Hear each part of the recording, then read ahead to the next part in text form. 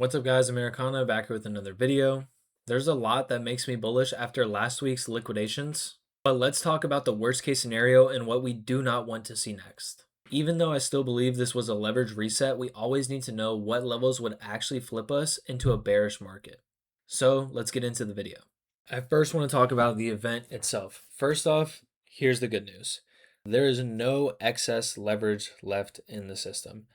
Every single person with a perpetuals future contract position opened was wiped out, which is crazy, crazy, crazy. Everything is going to be driven by pure spot demand.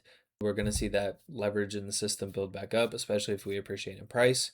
But for now, right, pretty thin books, super, super, good sign. And historically has marked times when crypto has bottomed. When we've seen liquidations of this magnitude, it has always marked bottoms in the market. Crazy for it to be happening this high, but hey, it is what it is. We can't control when it comes in.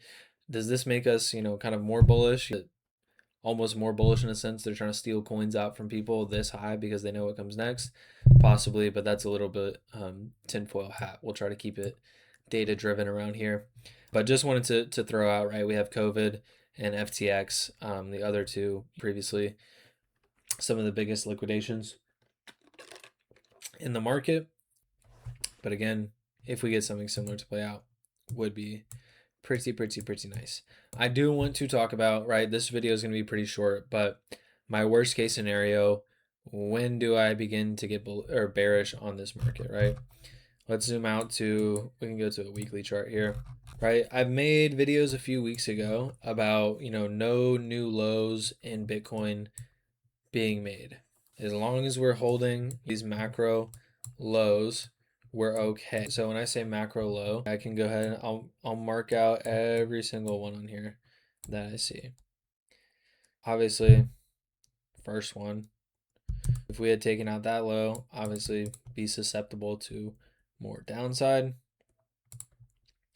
I didn't know I was gonna draw this, but I like you guys, so taking out that low, susceptible to some downside. Taking out that low, see if I get all these on here for you guys. Again, taking out that low.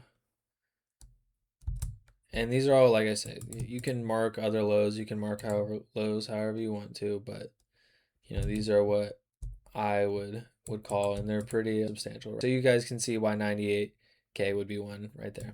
That was a lot of effort just to go and delete these, just so you guys know what I'm saying when I say macro low. So let's jump back into this range. You'll see why this 98K is important. But even zooming into what we currently have here, being able to hold this kind of area, right, with this range we're currently in, trying to accept and find support above this range here before moving higher. Another reason why 98K is pretty damn critical for me. We almost tapped it on the daily time frame, and tapping it on some sort of massive liquidation event really would have been fine for me. What I'm more so focused on is, weekly closures below 98K. I get pretty worried.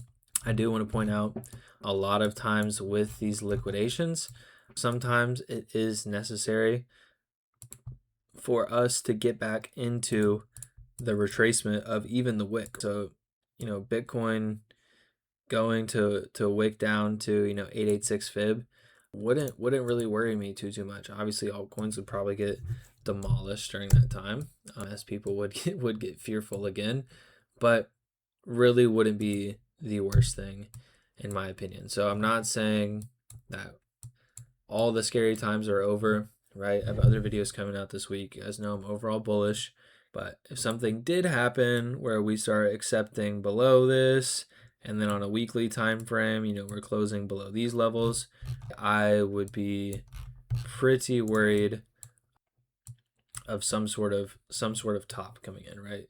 We're going to talk about, macro levels. Okay. All right, there's kind of one right there. Not being able to get back above on weekly time frames and hold above, right, becomes worrisome. Okay, you guys can see that in there, right? Similar kind of concept, just smaller time frame, but really above 98K, and especially within this range in here, and really even down to that wick if we're getting some deeper retracements, I'm not worried at all. Okay, and I think we're actually going to be able to resume like normal.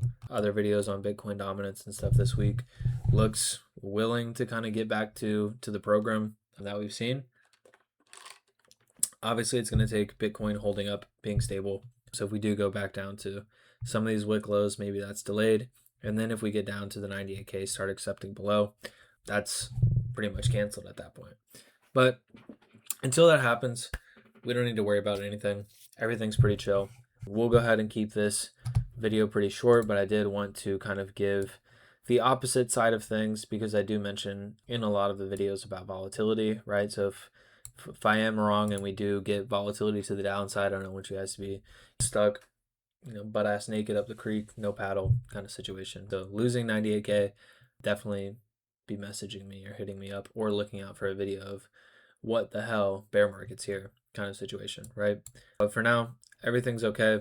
Getting some sort of dip isn't the worst thing. Some altcoins pumped 100%, over 100% in a day. So cooling off, even obviously it was after massive downside. So, but my point is, even cooling off is, it's not the worst thing. So we'll wrap it up here. Short video. Hopefully you guys still enjoyed. Let me know if I can answer any questions. Catch you guys in the next one. Peace.